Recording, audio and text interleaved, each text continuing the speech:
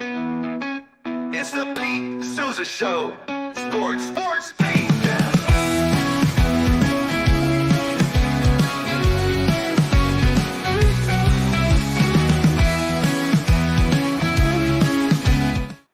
It is the Pete Souza Show. It is the Alico building. It is the 21st floor, 1 o'clock Central here in Central Texas.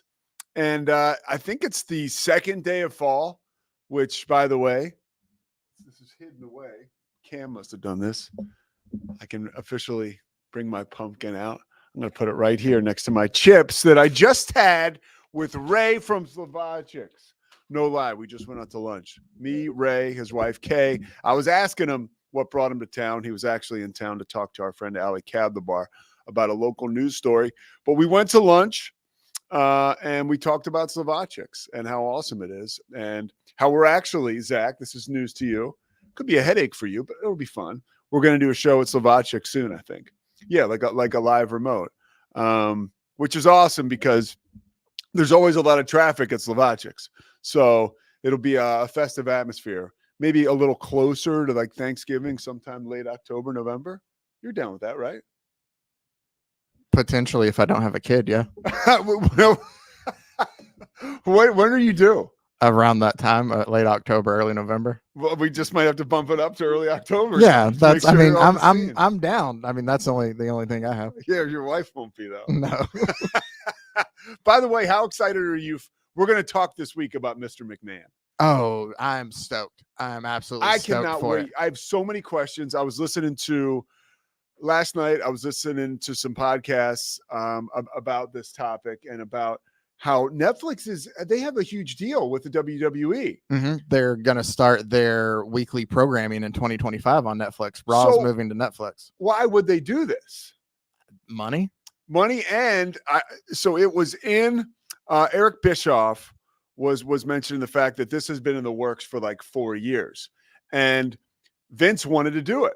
But then obviously when things took a turn, Netflix was like, okay, we're gonna show you. And apparently Vince was ready to uncover some stuff, but now it's more than obviously he wanted to uncover. Yeah. But I can't wait. 6 episodes are all apparently they're all going to drop at the same time. Oh, I do like that. And it's tomorrow. Is it? I thought it was Thursday. Wednesday. Wednesday. Okay, well that's even better. Okay. Yeah. I will probably watch it all this week. I cannot wait. Mr. McMahon is coming up on the 25th. Mr. Jerry Jones cannot be happy. By the way, we'd also like to thank our presenting sponsor, Crawford Austin Properties. My man Gordon Harriman was up here earlier. I think I missed them, but Crawford Austin Properties, they take good care of you commercial real estate wise. Cowboys didn't take really good care of their fan base yesterday, nor did Jerry Jones. I watched this. I watched the entire game. I was with Christy and her family, and I was able to witness the whole thing pretty much start to finish. People are talking about this comeback. It means nothing to me. The fact that the Cowboys came all the way back. It was a 28-25 final, and the reason the comeback. Well, there's 2 reasons why the comeback doesn't matter to me. 1, it fell short. And 2, the Cowboys have been getting kicked in the teeth the entire game, which to me felt like it was on a wing and a prayer, the comeback. It also felt as though, you know, how defenses get when you're just trying to kind of sustain a comeback, bend but don't break. And eventually that's what the Ravens did. Of course, it got way too close for comfort for the Ravens and John Harbaugh, who now go to 21-1 against NFC opponents. Lamar Jackson does, which is just crazy. The Cowboys, though, they're starting to feel like they're just overmatched. Like they may not have the athletes to compete this year, especially on the defensive side of the football. Up front defensively, they're just getting blown off the ball. And it's demoralizing when you have a team just continuously run the ball down your throat. Derrick Henry was out of control yesterday. That's a guy who I felt had an amazing career, but maybe as running backs go, he's reaching that point in his career where he's kind of out of gas, not against the Cowboys. And I think, unfortunately, that could be a scary theme this year. Every running back sees the Cowboys. Every coach, offensive coach, sees the Cowboys in their schedule, and they know, okay, we're going to dial up the running game. We're going to run it down their throat. The Cowboys had no opportunity. You know, they talk about it you earn the right to rush the passer. Second and long, third and long. Those are opportunities where you can really go after the passer. The Cowboys didn't find themselves in positions with opportunities to rush the passer, which is really what this team, you'd like to think, is composed of defensively. Guys like Micah Parsons, even DeMarcus Lawrence, they can get after the quarterback. Demarion Overshawn, he's sideline to sideline. He was supposed to be this incredible spy, but watching some of the game yesterday and just knowing football like I know it, he isn't even a part. He's one of the best players the Cowboys have on defense, and he's not even a part of their base defense. So, and Mike Zimmer's forgotten more about football than I'll ever know, their defensive coordinator. But ways to get your best player on the field clearly are ways that move you closer to winning football games. And I don't think that a guy like Mike Zimmer won't tinker with stuff and try to make things better or just maybe stop the bleeding somewhat defensively, because it's a really ugly situation right now. Again, I mentioned demoralizing. It feels like every time an opponent now for the Cowboys goes back on fourth down in punt formation, it's almost like a bit of a shock. It's like, wow, I can't believe they're actually punting. And as a fan, it almost feels like a relief. Like, as a fan, you're in really big trouble when it's third and short and the other team's offense goes off the field. And you're like, thank God they're not going for it, because I really believe that they would get it if they went for it. A lot was made out of some of the disagreements on the Cowboys sideline. First one that I took note of was CeeDee Lamb and Dak Prescott. And the second one, Micah Parsons and DeMarcus Lawrence. I don't find that. I do find something troubling with the Cowboys right now. I'll get to that in a moment, but I don't find that to be some like real shocking, like clutch your pearls moment, like CeeDee Lamb's out of control, or Micah Parsons and DeMarcus Lawrence and the defense. There's obviously a rift there. If you were to, and I can tell you this, and any football player can tell you this, any fan can tell you this, that goes to a game and just looks at a sideline, particularly the sideline that is incurring or that is on the losing end or that is losing at the time. There's a lot of that. Football is so intense. I'm not breaking any news to anybody, but these guys are gladiators, whether you like it or not. You can't expect them to come off a field where they're taught to be complete animals and just kind of get after whoever has the ball, right? Or find a way to overpower a defense and score. You can't expect them to go onto the sidelines and just boom, there's like an off switch. I mean, we talk about it with some of the mishaps that happen off the field. It's hard enough for players to have that switch when they leave the facility. There's just such a level of intensity and drive that it takes to succeed at that level. So that intensity, especially when you're losing, it doesn't shock me when it spills over to the sidelines and you see a team that's losing get into a disagreement. Like, we're not talking about the mental board of health here. We're talking about guys that are on the field of battle and right in the middle of competition like we've never seen before in really anything else outside of maybe you could say hockey or boxing or the MMA. So when you see DeMarcus Lawrence mixing it up with Micah Parsons, when you see CeeDee Lamb, who, by the way, had a shit game yesterday, but I mean, look, CeeDee Lamb is one of the best receivers in the NFL, and Cowboys fans are going to cheer him and back him when the Cowboys are winning and he's playing next level, which he does more often than not. When he has bad games, you really can't climb all over him. I think he was probably climbing all over himself, and it doesn't take a therapist to know that some of that was misdirected frustration, the way that he was responding on the sidelines. And some of that also is like, this is what it takes to be the best. You'd like to see cooler heads prevail all the time, but if cooler heads always prevailed, then we wouldn't have this sport that we love. As far as the Cowboys and the trouble that they're having right now, I mentioned the dissension. I don't even want to call it dissension. Some of the verbal confrontations on the sidelines, they don't worry me so much as this comment. Zach is going to tee it up now. Mike McCarthy post-game. Here he is. I think it's Randy Galloway asking him about CeeDee Lamb.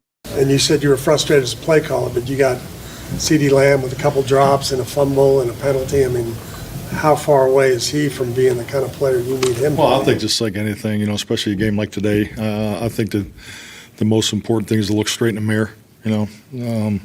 We put a lot into this game. Not that we don't put into it every week.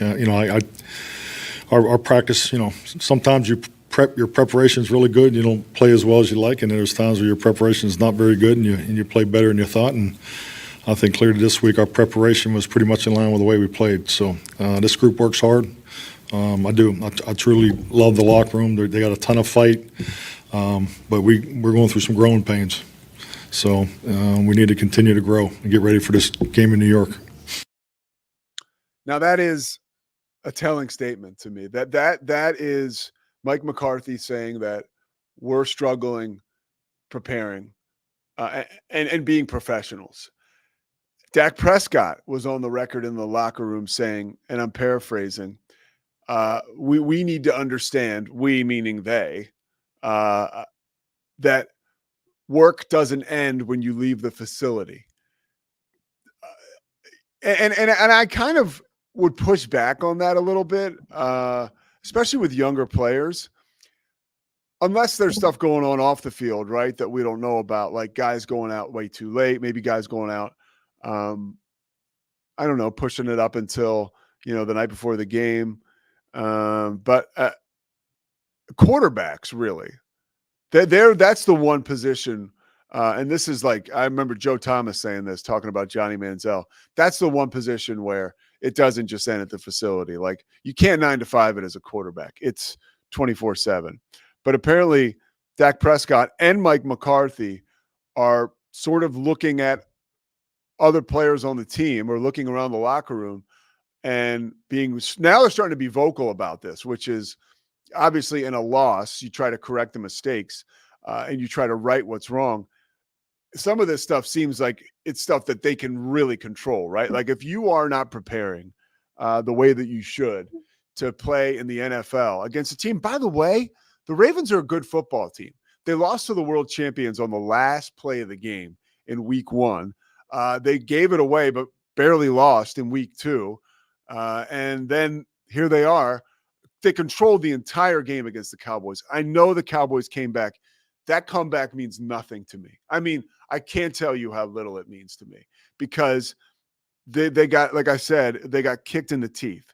And if some of the lack of preparation up front, you would think everybody, a lot of the problem defensively was the interior. I don't know if that whole group just decides to go out and party all night long. I know they probably don't, but that's sure what it looks like. Clearly, Mike McCarthy and Dak Prescott are starting. They're calling out people in the locker room. We're not preparing. And that question was asked, or that response by McCarthy was given on the heels of a question asked about CeeDee Lamb. So McCarthy sure was pointed there at CeeDee Lamb, who we know how good he can be on the field, but maybe there is a little bit of a lack of preparation for him. I mean, I don't know. I'm not around the team like that. And even if I did, it's always hard to, and I love that with like the beat writers. And this is something a guy like Matt Mosley can speak to better than me, but you always have to be careful when you talk about what a guy is doing off the field, off the court, unless it starts to really affect his play. Then you could say, like in sports writer code, like, wow, Allen Iverson played last night like he might have been in Atlantic City the 24 hours leading up to the game. You really have to have it like factually if you're going to call a guy out for going out and partying. I have good news for you though, Cowboys fans. Okay.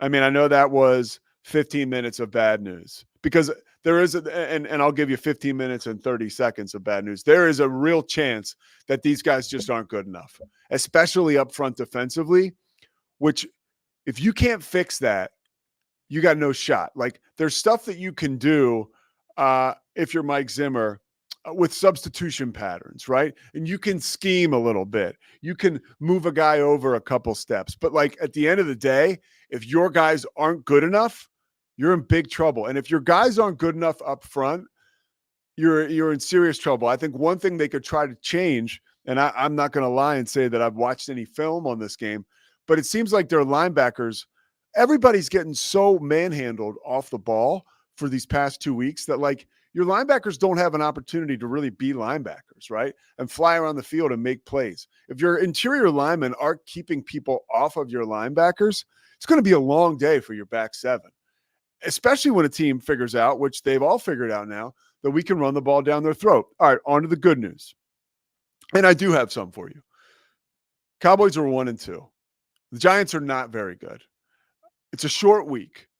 You go to New York. You find a way to win on Thursday night. Just figure it out, right? Find a way to win. Find a way to win that game. I think we can all get on board and be like, yeah, okay. They can definitely do that. So now you're 2-2. So your next two games are against Pittsburgh on the road, who I don't know, maybe now they're good. They're 3-0. And then you play a Detroit team that you can just say, hey, they're better than us, right? Detroit's good. If you can somehow find a way to split those, because you play Detroit at home, if you can win either Detroit or Pittsburgh, you go into the bye at 3-3. The Cowboys they play favorably. A lot of teams do after the bye week. And look, if you want an instant reflection of that, you can look at last year. The Cowboys offense averaged close to 40 points a game after the bye week last year, which came week 7, which is when their bye week will be again this year. Week 7 is that bye. So if you can just kind of back into that bye week at 3-3, you've got a chance to go into the bye and turn it around. That is, if your players are good enough, but there's still a really good chance that the Cowboys just suck. Like, that is a very real situation. They won every game at home, and they trailed. I heard the stat on the radio yesterday with Brad Sham and Babe Laufenberg on the Cowboys call. They trailed it in, I think, 40 minutes of 8 home games all of last year. Think about that. 40 minutes in 8 home games all of last year. The Cowboys are 0-2 at home this year, and both losses. I don't care about that comeback. I'm serious. It's not in my nature to get very intense. But I mean, I don't care about that comeback. It meant nothing to me. You take a little momentum, maybe into the next week, whatever. The Cowboys got kicked in the teeth for 55 minutes yesterday, and they got kicked in the teeth for 60 minutes the week before that, all at home. Can they turn it around? Of course they can. But right now, like, it's just not a good look. You need more positive in points in the game that matter. Another positive yesterday, I thought Tom Brady was awesome. Tom Brady is like, I'm excited now, not only I've talked about this, like, okay, it's no longer let me check in on Tom Brady and see if he sucks or see if he's gotten better. It's like, my man, Tom Brady. There was a point in the game yesterday where the Cowboys got penalized and Tom Brady was disgusted. And he was vocal in his disgust. And then there was a point in time, he said it twice. It's also cool seeing anybody, as somebody who, does broadcasting and play-by-play, he was very human in his call. Like the Cowboys were getting their asses handed to them, and everybody's just looking for a decent game, right? I guess except for Ravens fans. And CeeDee Lamb gets open down the sideline, catches a pass right before the half, gets out of bounds, and Brady, there you go. Like, he's being himself. It's very clear that there's a genuine authenticity to his reaction, response, and analysis, and that's really cool. Of course, we are going to talk about Colorado and Baylor. Roy Ogletree was at the scene of the crime. And before we get to Royden coming up in our next segment, I want to talk a little bit about Colorado themselves. And while we all are ready to say Baylor blew that, not all of us, Matt Mosley on Obstructed View here on the Rogue Media Network, in his reaction to the game, called it coaching malpractice. Mosley was disgusted. He did one of those look at the ceiling, and so it was coaching malpractice. Cam does a much better impression than I, but Mosley's an alum, right? And so he was heartbroken. I do think there is something to be said about those reactions that people who are invested in the program or the team do right after a game, especially if it's somebody like Matt Mosley, who knows what the hell they're talking about, or Cam Stewart, who knows what the hell he's talking about, locked on Baylor. But it is cool to hear their response because it's really is authentic. And Mosley was really disappointed. And when he said it was coaching malpractice, he talked about the fact that late in the game, not only was the Hail Mary and the touchdown a complete letdown, right? And Aranda would say later on in his presser that it was a missed assignment, not in the back seven, but up front. But 2 plays in a row, Baylor was beat in their back seven.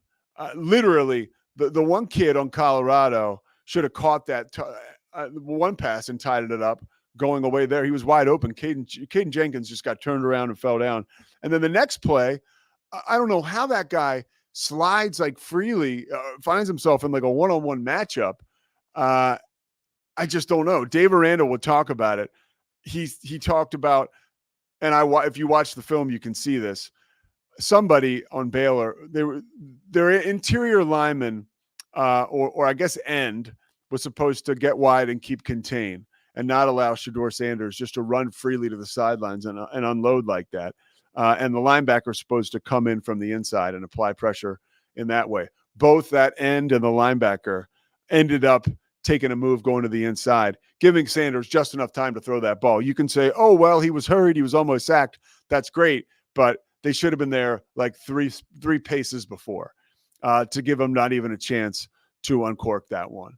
So that was an issue. But I think at some point we got to start or stop talking about Colorado and their strength being their swagger, right? I think their strength is their resilience and Shedeur Sanders.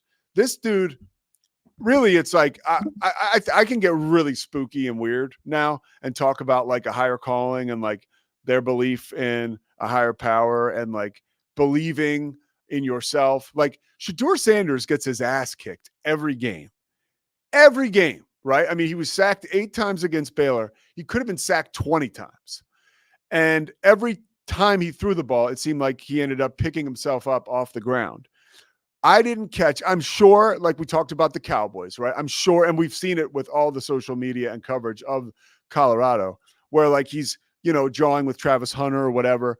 But like, I grew up like watching Dan Marino. Like if Dan Marino so much as got dusted by an opposing defender, he would like grab an offensive guard and like chew his ass out, Shedeur Sanders, like he just doesn't, at least I don't see him having that like negative disposition or like climbing all over his teammates. I know he's had his moments, but in this Baylor game, which I watched start to finish, he's pretty positive and like he just gets up and like it's like next play. And I thought this comment he made after the game was really revealing and reflective into the type of player and the type of guy he is. Again, we like to look at Colorado and we say, oh my gosh, overrated, too much attention. Yeah, we know Travis Hunter is good. Yeah, we know Shedeur Sanders is good. But like there's a reason why they were able to come back after getting their asses kicked, specifically Shedeur Sanders, all game long and make a play at the end of the game and believe you can make a play like that at the end of the game. Go ahead, Zach. Shedeur, you took a lot of hits tonight. Just how are you feeling physically right now? When it comes to Saturdays, I just don't care. I'll do whatever it takes to win. I know on that drive, I felt that. So there's Shedeur right there talking about the fact that when it comes to Saturdays, he doesn't care. The physical abuse, the mental battle that he basically every Sunday there, you have to have resolve to pick yourself up off the turf like that time after time after time and continue to get under center and believe. And I thought we saw that last weekend in that heartbreaking loss. Now, as we try, as Dave Aranda said, to put our hearts back in our body, the surgeon, the cardiologist, Royden Ogletree, has just entered the room. We're going to go to Royden next segment, and we'll recap. He was boots on the ground out there in Boulder, Colorado, for what people are already calling the game of the year. Not here in Waco, we certainly aren't. But Royden's going to give us more. The Pete Souza Show, powered by the Rogue Media Network. Coming back after this. It's the Pete Souza Show. Sports, Pete.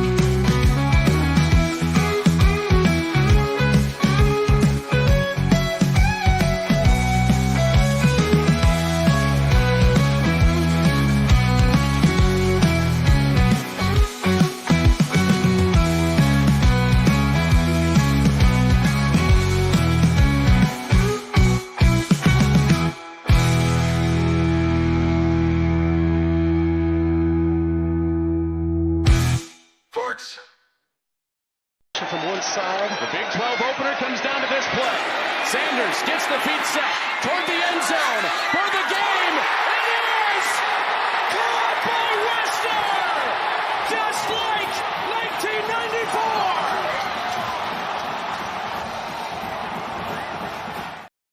1994. All right, so that was it. That was the death blow before the actual death blow. Roy Ogletree joins us. He was there in Boulder, Colorado. The feeling in that stadium at that moment.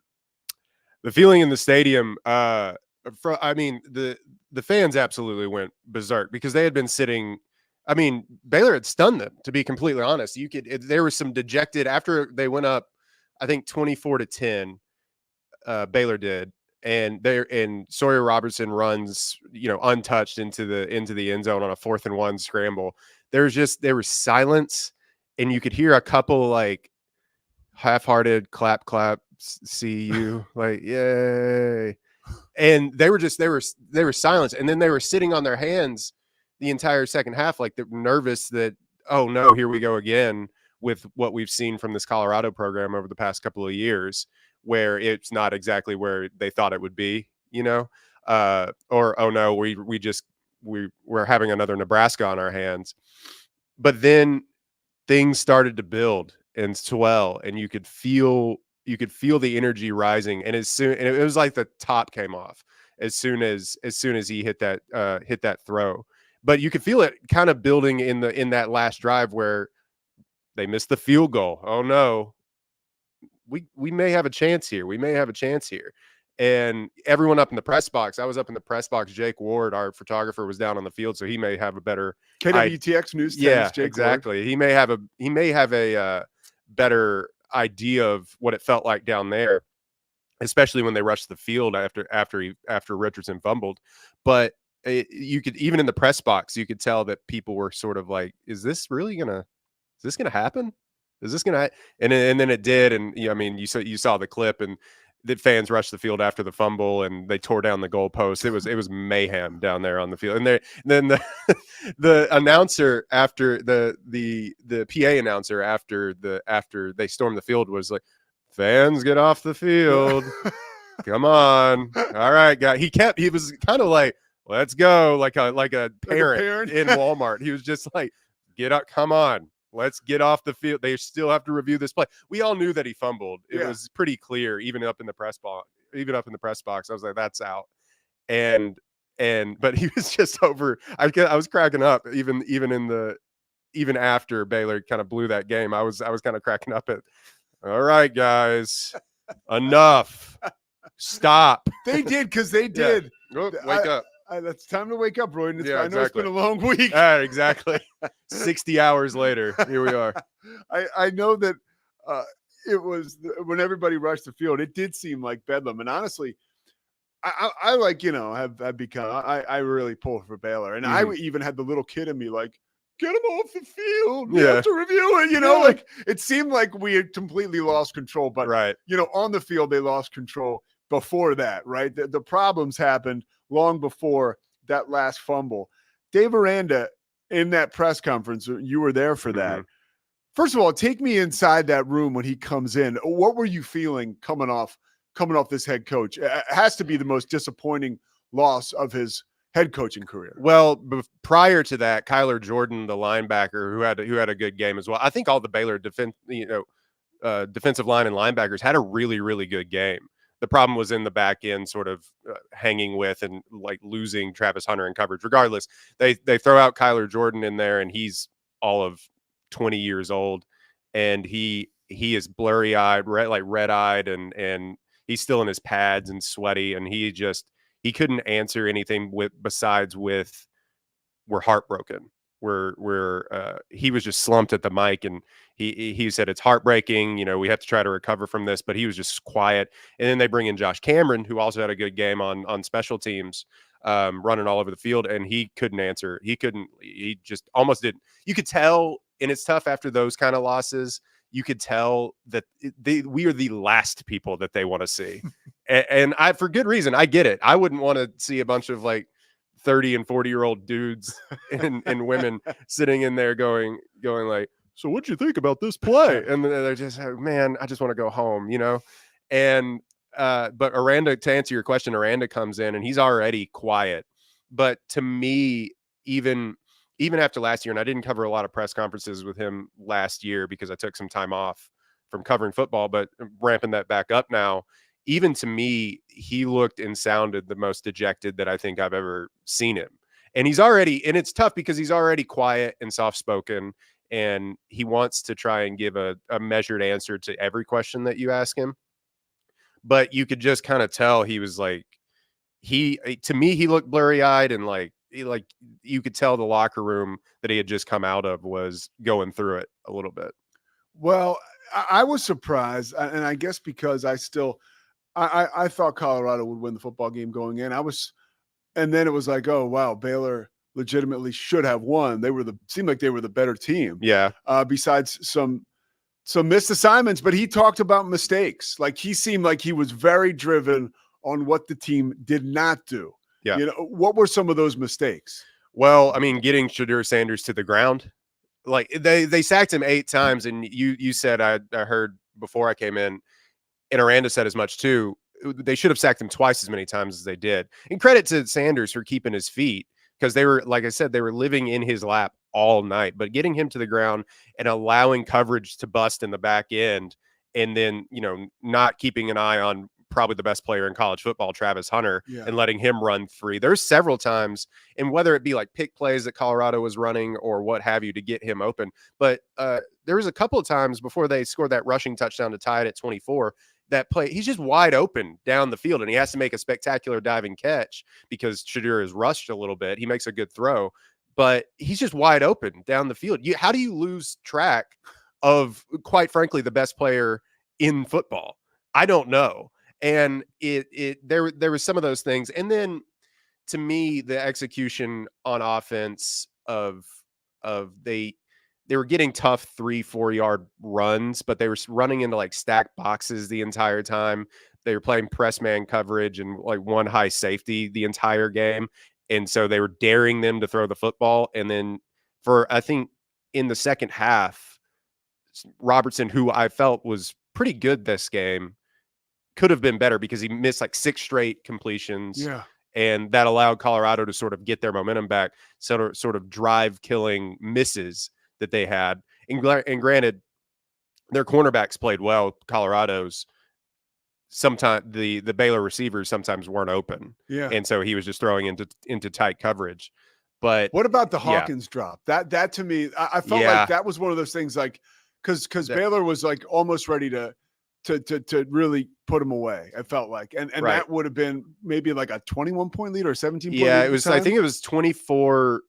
It might have been after they scored that almost fluky touchdown. It was a good play, but he looked like he was tackled down, and he ran it in for 90 yards or however many yards to get in to make it 24-17. And they came back, and I think they had time on the clock to try and go add points before halftime, if I remember correctly.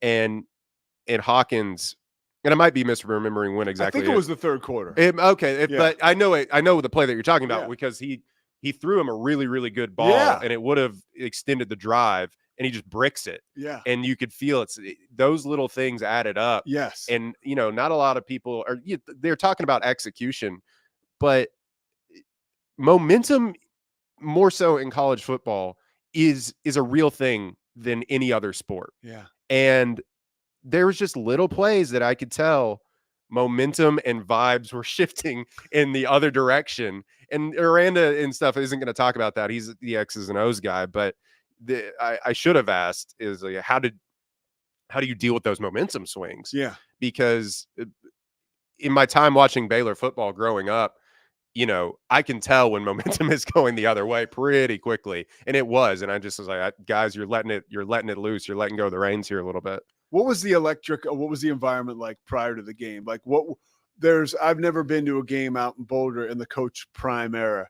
Is there something different? Yeah, there's a palpable vibe through the air, vibrance to the game day atmosphere. I went to a tailgate and I talked with some they didn't run this segment on KWTX, but I talked with some player or some fans rather about the last time that Baylor and Colorado played back in 2010, if they could remember it, yada yada yada. But they could, half of them couldn't remember like what happened. I talked to some really good fans that were there in 2010, and I talked to some that were just, it's all party time, man.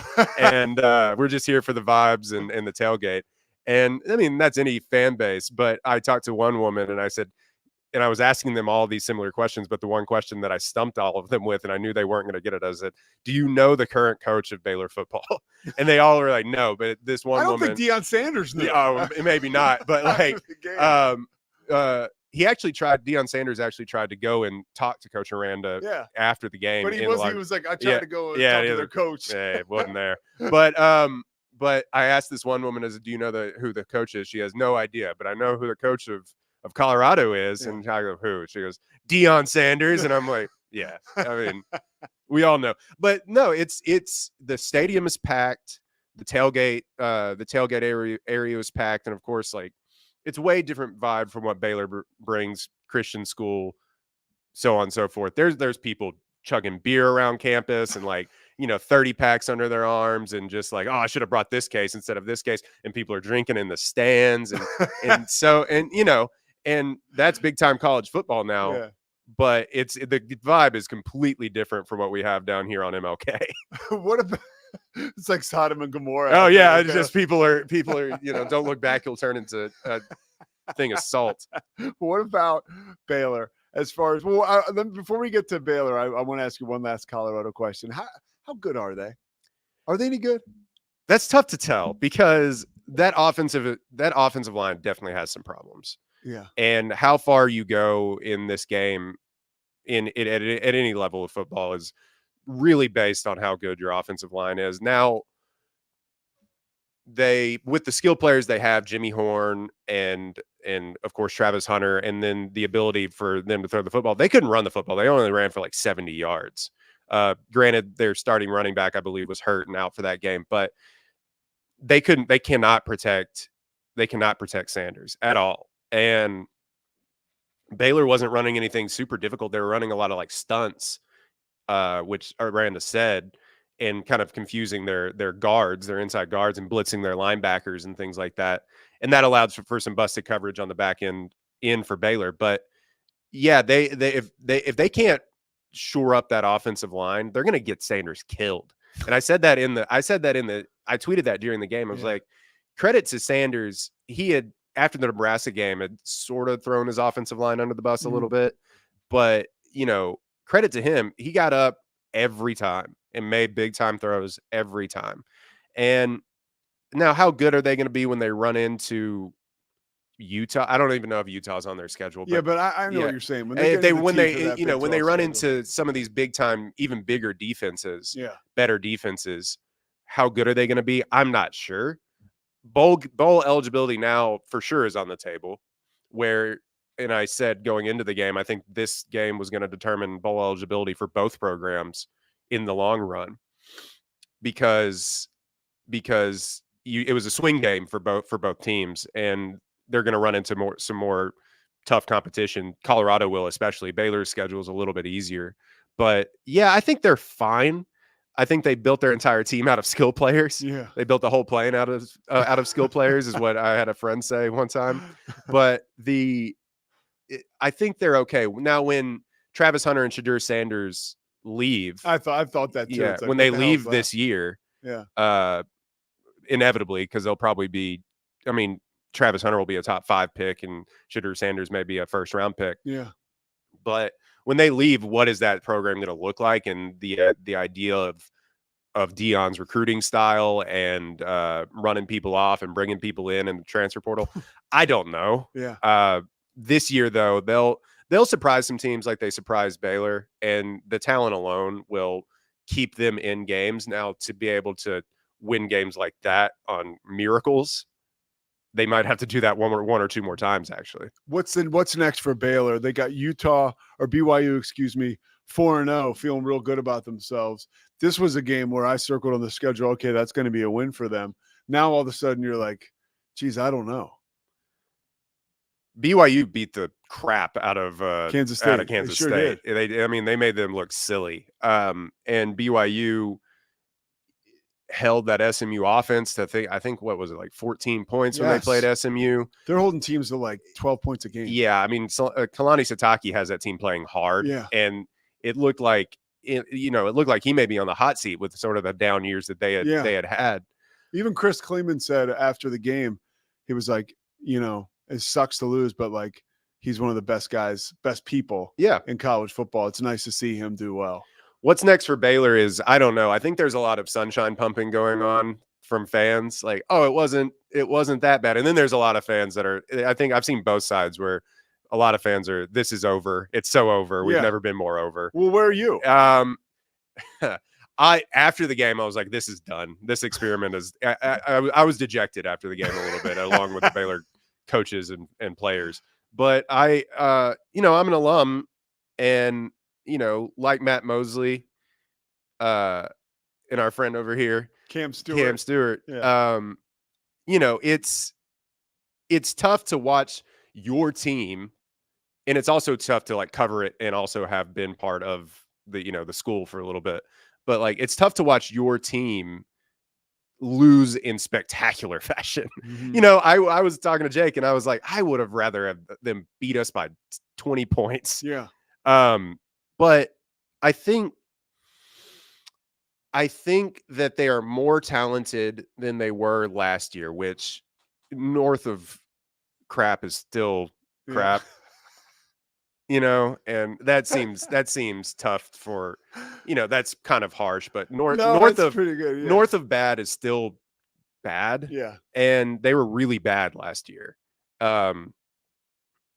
And it kind of went on, it was reported around here, but it kind of went unreported nationally just how bad they were, because once you start to stink, like nobody, you get the 11 o'clock kick on FS1 or whatever. And I just think it was sort of, Baylor had to really claw back from how bad they were last year. Now, if they are a little bit better than that, what does that mean? Bowl game, maybe, but is a bowl game going to be the right foot forward for this program? Oh, yeah, we got the Meineke Car Care Bowl, or what have you. And maybe the coaches and players would tell you, yeah, exactly. We need that sort of step in the right direction, and it would be a better step forward. I don't know. I after that game, I kind of felt like, oh, Baylor kind of needs a hard reset on whatever it is that they're doing. The experiment of Dave Aranda calling plays for the defense, being one of the only people in college football that actually does that as a head coach. A lot of head coaches call offense. Mm-hmm. Yeah, I think he's maybe the only one that calls defense. Yeah, he is the only one that calls. Says yes. Yeah, he is the only one that calls defense. And look, that defense looked good pretty much most of the game. Tackling became a problem at certain points, but I don't know. I just think I came away thinking this needs a hard reset. I've calmed down a little bit more since then and say, okay, well, let's see what we can get. The schedule is easier than what Colorado has going forward. I don't know. I have a little theory that Hail Mary play and of course that Richardson fumble. It's like the sliding doors moment. If they had won that game, big noon kickoff would probably be in town coming up this Saturday. A matchup between 3-1 Baylor and undefeated BYU. The recruiting helps you, right? Because you beat Colorado with everybody watching. You have an opportunity with everybody watching this Saturday to win on this big stage. And now I really think that was like, there's ripple effects to this stuff. Yep. And I think that was a huge kick in the balls for the program. I don't think people are talking about it, and I'm glad you said that. I don't think people are talking about it that way. They're talking more about, oh, I can't believe Colorado was able to do that, and rightfully so. They have the swag, they have the top 10 prospects, they have Deion Sanders as their coach. They're talking, oh, I can't believe Colorado was able to do this. But I'm more so looking at it from, if you look at it glass half empty from a Baylor perspective, everyone saw you blow that game. on prime time on Yeah. Fox, 7 you p.m. were right kick. there, dude. Yeah, You- and it is being retweeted nationally. Yeah. It's like I had a friend tell me it was on the front page of the Washington Post, halfway across the country, and it's just nationally syndicated newspaper, but like, come on. Yeah. And I think people aren't talking enough about that when you lose these games in that sort of spectacular fashion, and you have you have a little bit of brand recognition, people know who you are, all of a sudden recruits are going to be like, and maybe it's probably fickle, but like I feel recruits are going to be like, no thanks, man, that's swaggerless, I don't want to do that. Yeah. That is awful. Yeah. And maybe the NIL is the great equalizer, but Baylor is just now getting in control of what they want to do with that, and trying to catch up with the haves instead of being the have-nots. Yeah. So they were always kind of digging themselves out of a hole in that way too. But I kind of felt going after it that, man, this is going to have a ripple effect throughout, and maybe you don't let it. Maybe you come in and you just absolutely trounce BYU at home, and we're all okay. We're moving on. We're 3-2. But if you don't, and you lose, it's like the boulder rolling down the hill. Yes, it's a turning point. Yeah, if you don't, and all of a sudden you can't rebound from that, you're going to find out a lot about what Baylor has on their team in this next game, because of this last game. If they are resilient and can move forward, unlike they did last year, when you could see there was a snowball effect afterwards, and it just kind of all fell apart. The wheels fell off the car. This next game is going to be I keep using a bunch of terms, but this is going to be the canary in the coal mine for if this team is even an ounce better than they were last year. Yeah. A missed opportunity on Saturday, Royden. We took advantage of the opportunity with you. I'll see you Wednesday inside the 12, the Big 12 show. You can see it all over the country soon. Oh, yeah. Royden Ogletree, thank you so much. KWTX News 10. All right, we'll be right back with Cam Stewart, the Pete Souza Show, powered by the Rogue Media Network. It's the Pete Souza Show. Sports, Pete.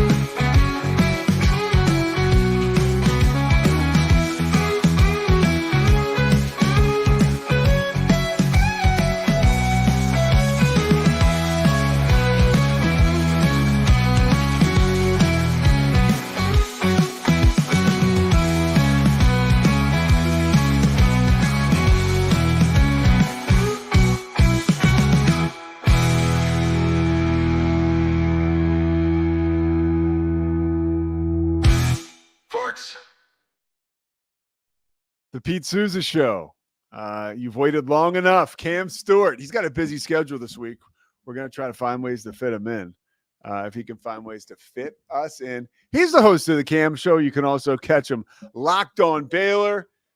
And he was knocking it out of the park with the China Spring football coverage this weekend for the Rogue Media Network. And you also can catch up with him this afternoon with Matt Mosley on the Matt Mosley Show. Yeah. Yep, you Can't- can 4-6. But you know, 4-6. it's 4-6. Yeah, is that okay? I thought it was longer than that. At one time it was Oh, it was really? What it used to be? 3. 3. When did it switch to 4? Well, like a couple weeks ago. A couple when? A couple weeks ago. Oh, I saw. I was right. It's recent. Yeah. Okay. We're gonna scale it back. That way we can bring you just our best thoughts. Our coverage of the Bears. Yo, he called Dave Aranda. It was coaching malpractice. He was pissed. Honestly, I gotta call this one a coaching malpractice. By the way, I got a question. That was for you. horrible. I got a question for you. Hopefully Yeah. I can get on the show this week so I can ask him myself. But I want to know. He says, I told the people I was watching it with. No, who's he watching it with? Who, that Baylor game? Yeah, his daughter. He's got some buddies that he'll watch college football games with. It's just usually during the day. Yeah, so I was I'm surprised he was doing it that late. At Yeah, night. he said But yeah, he's got like a group of people, guys, in like the Dallas Fort Worth Yeah. area that he hangs with. guys hanging. Yeah. Are they other sports writers? Does he watch them with like Randy Galloway? No, I think it's just like his like college buddies, Okay. which is rad. He does a pretty good job, I feel like, of keeping in touch with people he went to Baylor with and friends of Yeah. his, right? Yeah, Yeah, yeah. he knows some powerful Baylor people. He does, right? He does. The Mose is the man. So I want to know what I hate to have you relive it, but I wanted to talk to you about this. A surprise, you're not on to talk about the Bruins preseason. Oh no, Fabian Lysell, man, is he going to be a second line winger for this team, Pete? I sent you a text after the fact that my buddy Mike lives next to Travis Konecny is where my caring about the hockey season starts and ends. Actually, I like the Flyers if they get on a roll. Oh god. And you know who else I like? I like when the Rangers do good too. Oh, shut up, dude. I do. Like I those do. teams fucking hate each other, dude. I got a meme. I found this over the weekend. It was for a lot of people in my life, and you were one of them. It's like someone in their sports app, and it's like, sorry, you have picked too many favorite teams. You No, cannot no. have that many favorite Dude, teams. I'm not And like that. I'm not like that. There is one person specifically who I see on Instagram all the time that I need to send. That to. Look, I'm I like, pull- pick a fucking team. I pull for There was a these- girl I went to college with, Pete. I don't know if I sent you this. There's a girl I graduated from Baylor with who's from Colorado, but graduated from Baylor. And she was at the game in full CU gear. And I was like, you've got it. Like, that's so sacrilege. It's man. malpractice. That's fan malpractice. Anyway, I just wanted to. All right. So after the game, I just want to talk about sports hurt and like, why do we do this? I didn't go to Baylor. I'm a couple degrees of separation to the school. I really pull for Baylor. A lot of good things have happened in my life because of the school and my affiliation with it. You are like part of the family. I got a piece of paper that says so. Yeah. Well, what did you Spent a feel lot of after money on that it. game? Are you questioning everything? I again was like, why am I doing this, dude? Why do Dude, I I'm care? telling you, it happens like 2 or 3 times a year, hopefully less. But I texted Grace and I said, when we have kids in the future, if we can keep them away from sports, I wouldn't hate that. Because it hurts more than it helps. It does. It feels like that a lot. Yeah, it Not does. even just after the really soul crushing ones. Yeah. But this was a real soul crushing one. And I do the post game shows for Locked On Baylor, #1 post game show in Baylor football. Props. And thank you. Especially after a game like that. Oh my god! And that blew up. It's still getting views 2 days. How many later. views right now? It's like right at 9 or 10,000. Wow. Which for Locked On and most Baylor content, to be honest, most Baylor content, I should say, like 1,000, you're doing all right. You're doing well. This is about to get 10,000. And it was a couple hundred people in there watching it live. A lot of CU fans, which is totally okay. Yeah. I love that. I think that's But awesome. there were a lot of people in the comments like, dude, relax. It's just a football game. And I'm like, this one really, really hurt. I said in the open, which I have rethought, but I'm standing by for now. It felt like it hurt the worst of any Baylor football loss I've had in the 10 plus years of rooting for them. What's the next one? So it's always between that and the Big 12 championship loss to OU in overtime, a game that Baylor had this miraculous comeback with the third string quarterback and didn't get it, had chances to win, didn't win it. And 2022 against TCU, where TCU was going to the playoff and everyone knew it, and Baylor almost upset them. I remember and that. they did they ran out of time or something. Didn't Baylor run? No. There was some fire drill field goal to win it Yeah. for TCU. And I remember seeing the students moving down, ready to storm the field. So that sucked. But this one was just, it really sucked because I listened to J-Mo make that call. It was that was rough. It's been so love negative J-Mo. around Baylor football for 2 years. We had a great 2021, and it has been like this just free fall since, it's felt like, and specifically since November of 22. And no one knows whether this is the right coach for the team. No one knows whether they have the right guys on the roster. They've gone through a whole nother coaching staff again outside of Dave Aranda. And so I say that to say we were all ready for something positive. And through 3 weeks, they hadn't really played anybody. They lost to a good team, but they didn't have their regular quarterback. It's like, finally, this is a measuring stick game. Colorado is also a team that's battling for bowl eligibility. They've got all the hype, national TV, everyone's watching, and Baylor outplayed them for so much of that game. We were desperately looking for a win of this magnitude, and we fucking had it, and threw it away.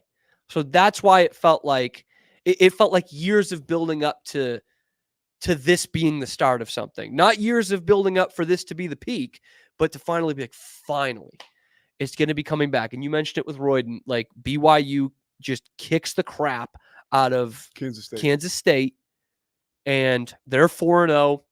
You come in here, Baylor might even start to receive votes if they beat Colorado, and instead Colorado gets the national kickoff with Big new UCF. kickoff. Yeah. I think they're getting like a 3:30, but it's a national televised. Yeah. Okay, good call. And Baylor gets 11 a.m. on FS1, which is much different from the noon on Fox. And it's like, now we're questioning it all again. Do they have the talent? Do they have the coaches? Do they have a bowl eligible team this year?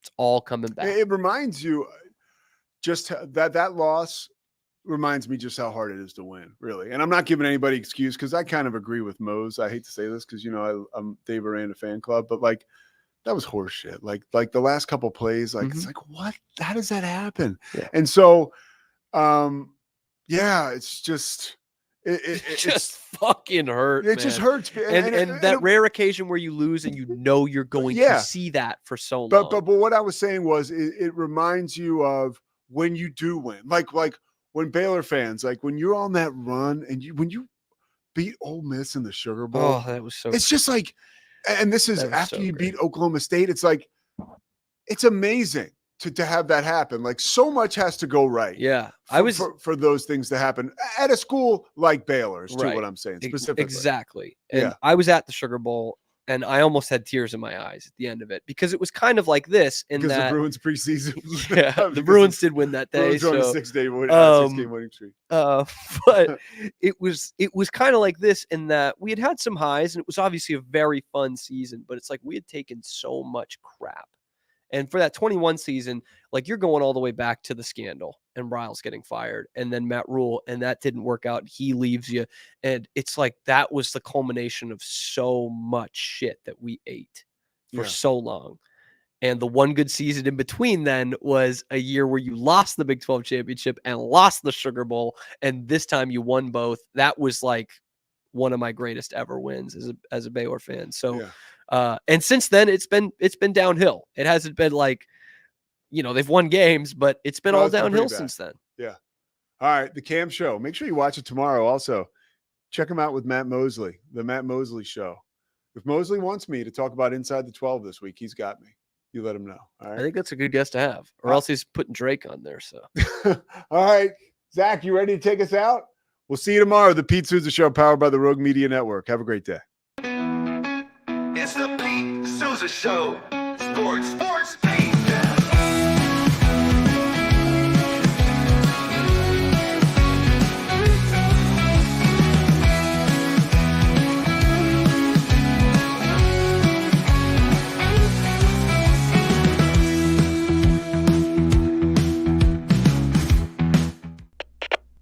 We are Rogue Media Sports.